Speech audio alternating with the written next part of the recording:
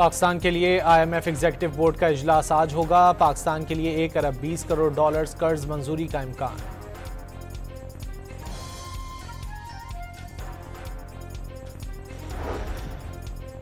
Indonesia के सदर 2 रोज़ा सरकारी दौरे पर आज पाकिस्तान पहुंचेंगे। इंडोनेशिया के सदर वज़ीर आज़म शहबाज शरीफ के साथ वफूद की सतह पर मुज़ाकरात करेंगे।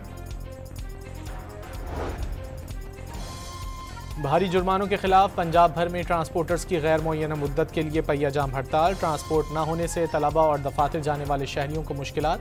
गुड्स ट्रांसपोर्टर्स ने भी गाड़ियां खड़ी कर दी। सामान की तरसील मुतासिर। लाहौर, फैसलाबाद और बहावलपुर बड़ी तबाही से बच गए। CTD ने रॉ के 12 दहशतगर्दों को गिरफ्तार कर लिया। मुल्जिमान के कब्जे से बड़ी तादाद में असलहा बरामद।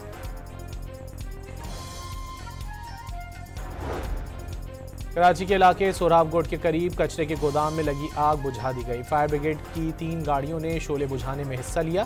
भैंस कॉलोनी में धागा फैक्ट्री में लगी आग बुझाने की कोशिशें जारी।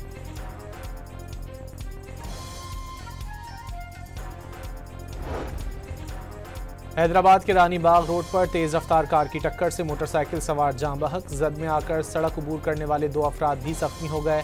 ड्राइवर गाड़ी समेत मौके से फरार हो गया। लाश और जख्मी को अस्पताल मुंतकिल कर दिया गया। फैसलाबाद में तेज रफ्तारी के बायस मुसाफिर बस और मजदा में तसादुम। बस मजदा से टकराने के बाद उलट गई। 1 शख्स जाँ बहक और 13 अफराद जख्मी हो गए।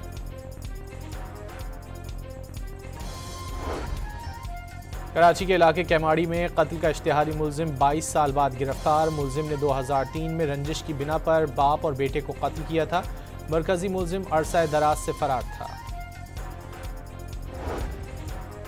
लाहौर हाईकोर्ट में पतंगबाजी ऑर्डिनेंस कलअदम करार देने के लिए दरख्वास्त। अदालत ने DG वॉल्ड सिटी को फरीक बनाने के लिए दरख्वास्त गुजार को मोहलत दे दी।